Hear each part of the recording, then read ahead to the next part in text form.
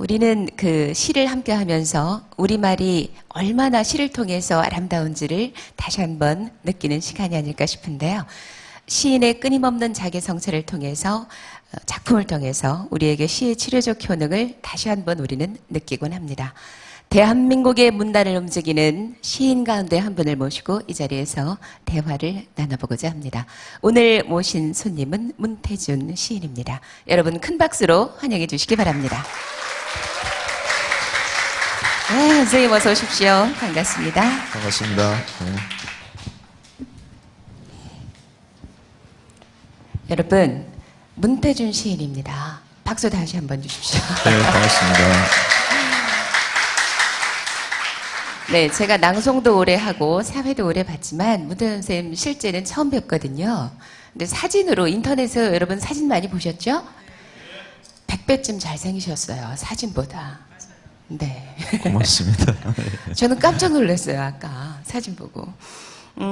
우선 오늘 나오신 선생님에 대해서 다 아시겠지만 간략하게 소개 말씀을 먼저 드리겠습니다.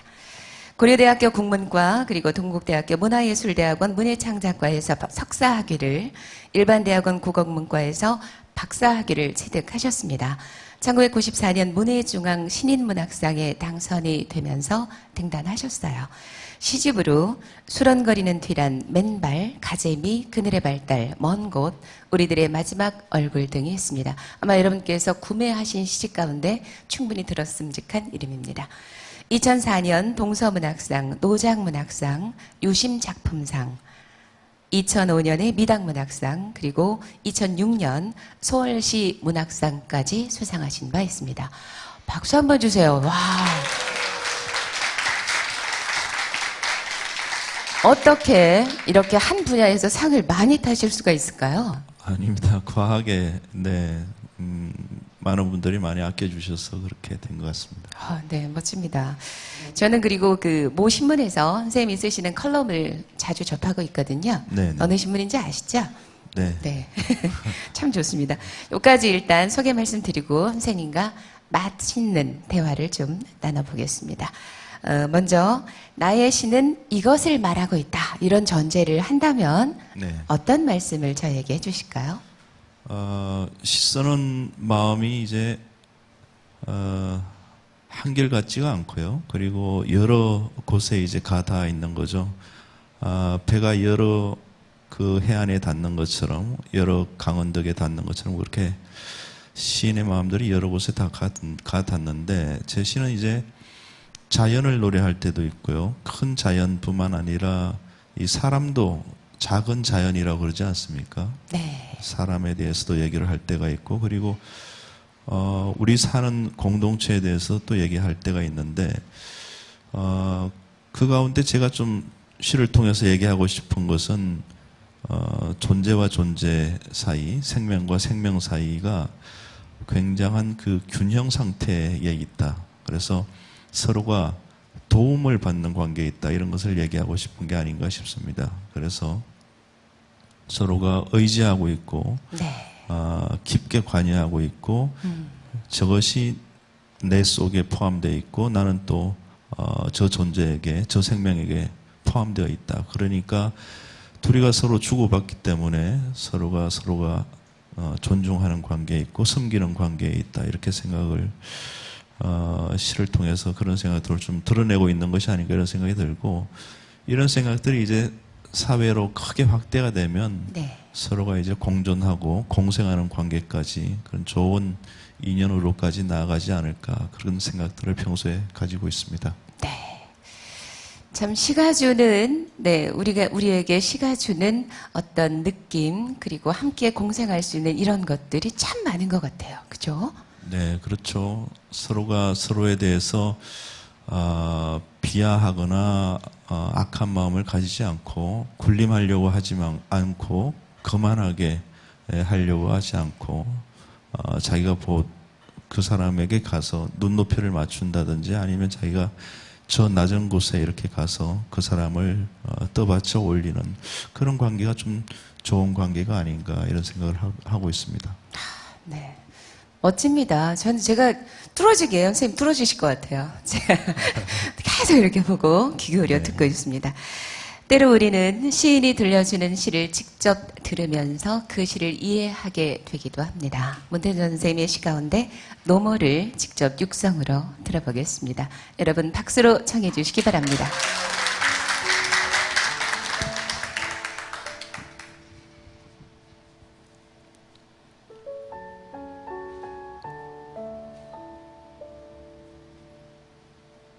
노모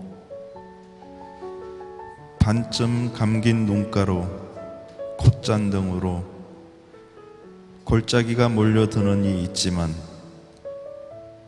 나를 이 세상으로 처음 데려온 그는 입가 사방에 골짜기가 몰려들었다.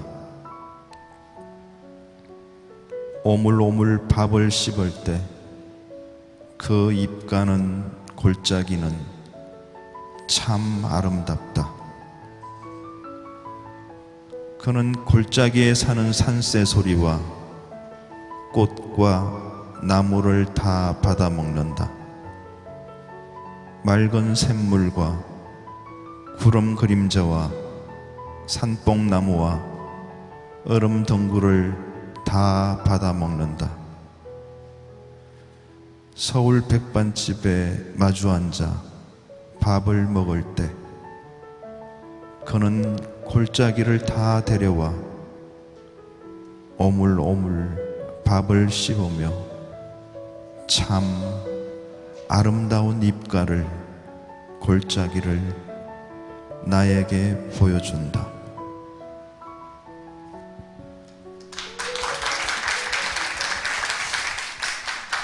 네, 참 섬세하게 잔잔하게 해주셨습니다. 잘 들었습니다. 네. 네, 역시 이렇게 또 글자로 만나는 시도 좋지만 이렇게 소리내서 만날 때 훨씬 더 저는 좋다는 생각이 듭니다. 선생님께서 방금 낭송하신 시 설명을 좀 부탁드리겠습니다. 네, 이 시는 시골에 사는 제 어머니를 서울에 있는 이제 밥집에서 만났을 때의 어머니의 모습을 보고 쓴 시인데요. 어머니께서 이제 밥을 드시는데 어머니의 주름진 입가를 보게 됐는데 그 입가가 제 태어나서 살았던 시골 마을의 골짜기처럼 그렇게 보였어요. 네, 그래서 네. 깊은 주름이 그렇게 골짜기처럼 보였는데 속상하셨겠다, 그죠? 아니요. 그런데 그 골짜기가 제가 참 좋아하지만 어머니의 그 입가 골짜기도 참 좋았다 이런 생각이 들었습니다. 그래서 그 어머니의 입가 주름을 보는 순간에 산새 소리라든지 꽃이라든지 산나물이라든지 얼음덩굴이라든지 이런 것들을 다 보고 맞는 것 같은 그런 느낌이 들었습니다. 그처럼 어쩌면 나의 어머니, 세상의 모든 어머니는 골짜기가 우주 생명들을 다 키우듯이 어머니의 그 모성으로 큰 사랑으로 생명들을 다 살게 하신다 이런 생각이 들어서 쓴 시가 이 노모라는 시입니다. 네. 입가의 골짜기 여러분 아시죠? 여자들이 참 싫어하는 거예요. 팔자주름. 그런데 시인은 역시 다릅니다. 예, 표현의 방법, 생각의 깊이가 다르다는 생각이 좀 듭니다. 시는 이 세상 모든 곳에 존재할 수 없기 때문에 어머니를 만들었다. 이런 생각이 말씀 들으면서 또 저는 들었습니다. 선생님, 지난 4월에 그 시집 내셨잖아요. 네. 네, 시집 제목이 우리들의 마지막 얼굴이었습니다. 네, 제가 작가의 말을 좀 봤습니다. 네. 네. 작가의 말이 근사했습니다. 뭐였냐면, 대상과 세계에게 솔직한 말을 걸고 싶었다. 둘러대지 말고 짧게 선명하게. 이렇게 쓰셨거든요. 네. 짧게 선명하게 글을 쓴다는 게 굉장히 어렵거든요. 우리들이 글을 쓰게 되면 저희들은 할 말이 너무 많은 거예요. 그래서 쭉 늘어놓기가 일쑤입니다. 그렇게 되면 글이 뭐 시가 아니라 토로죠, 그냥. 네. 네, 그렇죠. 그래서 선생님이 말씀하시는 짧게 선명하게 어떻게 쓰면 그렇게 쓸 수 있을까요?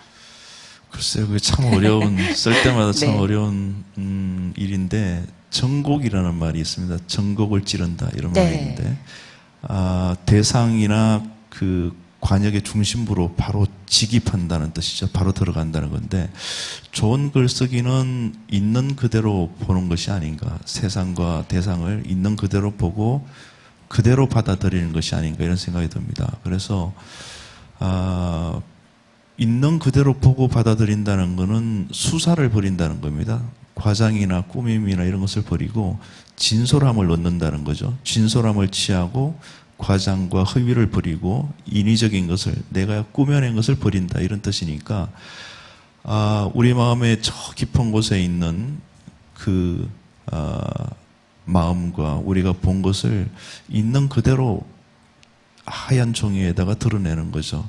그러니까 우리 마음속에 저 깊은 곳에 샘물처럼 푸른 샘물처럼 샘솟는 그 생각들 그것을 그대로 받아 적는 것이 좋은 글쓰기가 아닌가 싶습니다. 우리가 천진심이라는 말을 하지 않습니까? 네. 아이의 마음 이것은 허식이 없는 거죠. 허사가 없는 것이죠. 그래서 꾸밈이 없이 저 마음에서 스스로 우러난 것을 받아 적는 것이 천이무봉, 꾸밈이 없는 가장 좋은 글이다 이런 생각을 갖고 있습니다. 참 들으면선 좋습니다. 꺼낼 순 있어요. 저희가 네. 표현을 못합니다. 정리가 안 돼요. 어렵습니다. 이게 네. 글 정말 쓰는 것이 얼마나 어려운지 실감하거든요. 그 모 신문의 인터뷰 기사를 또 제가 한번 봤는데요. 네. 선생님께서 글에 대해서 이런 이야기를 하셨습니다. 시를 쓰지 않으면 목욕을 하지 않은 것처럼 찝찝하고 그리고 좋은 글을 쓰면 온천을 한 것처럼 개운하다. 네, 그렇죠. 여름날에 이 나무그늘 아래에서 시원한 한 줄기 바람이 이렇게 지나가는 것을 봤을 때 우리가 쾌감 같은 거, 상쾌함 같은 거, 후련함이나 시원함 이런 걸 느끼잖아요. 후련하다 이렇게 생각이 드는데 좋은 글을 쓰고 나면 후련하다, 시원하다. 네. 네. 그러니까 더운 날 차가운 물을 한 바가지 이렇게 한 바가지 덮어쓴 것 같은 그런 느낌이 들죠.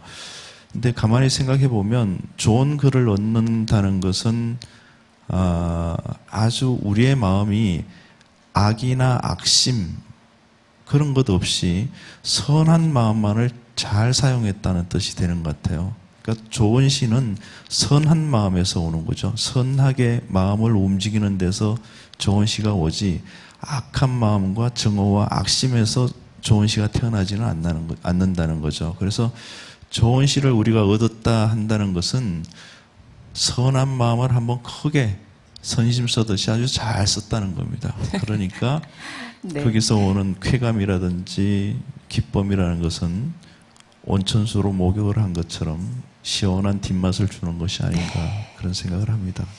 여러분 다 선하시잖아요. 저도 선해요. 그런데 못 씁니다. 참 부럽습니다. 이렇게 그 선한 가치를 정하신 상태에서 안에 있는 것을 다 끄집어내서 아주 짧고 선명하게 글로 표현하실 수 있는 그 능력 참 대단하시다고 생각합니다. 저는 오늘 문대준 선생님하고 대화를 나누면서 왜 문대준 선생님께서 대한민국 문단의 큰 별인지 더 실감을 하게 됐습니다. 오늘 시인과의 대화는 문태준 선생님 모시고 말씀 나눴습니다. 나와주셔서 감사드립니다. 네, 고맙습니다. 네, 선생님. 네, 악수 한번 하실까요? 네, 감사합니다.